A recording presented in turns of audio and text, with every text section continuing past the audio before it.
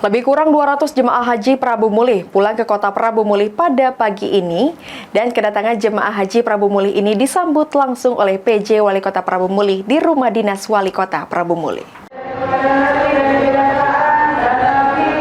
Lebih kurang 200 jemaah haji Prabu Mulih pulang ke kota Prabu Mulih pada pagi ini. Kedatangan jemaah haji Prabu Mulih ini disambut langsung oleh PJ Wali Kota Prabu Mulih di Rumah Dinas Wali Kota Prabu Mulih. Para keluarga jemaah haji telah menunggu sejak pagi hari di Rumah Dinas Wali Kota Prabu Mulih untuk menyambut kedatangan keluarganya yang telah selesai menunaikan ibadah haji. Untuk 6 jemaah haji yang belum pulang bersama rombongan jemaah haji Kota Prabu Mulih lainnya karena lain kloter, tetapi tetap terus dilakukan pemantauan dan terus berkomunikasi dengan pemerintah Kota Prabu Mulih. Alhamdulillah hari ini, pagi ini kita artinya kepulangan jemaah haji kita Prabu Mulih. Jadi kita mengucapkan puji syukur kepada Allah SWT bahwa jemaah haji kita yang pulang selamat dan sehat walafiat.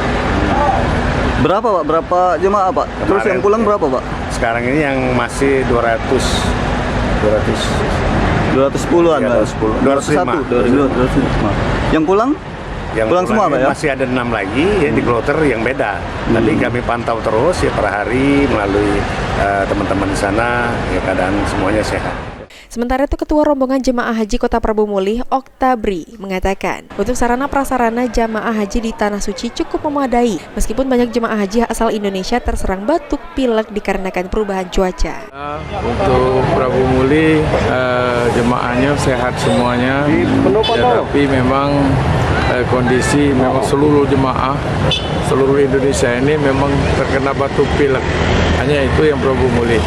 Yang Prabu Mulih udah pulang semua? Alhamdulillah sudah semuanya pulang. Alhamdulillah sehat. Sehat semuanya. Untuk 6 jemaah haji yang belum pulang telah dijadwalkan akan pulang pada 14 Juli nanti. PJ Wali Kota berpesan agar tetap menjaga kesehatan. Anggi Perkasa, PAL TV.